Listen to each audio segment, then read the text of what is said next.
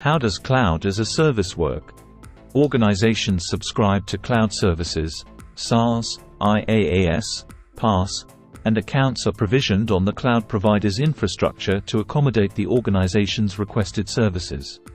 There are a few general steps that must be taken for each cloud service utilized. 1.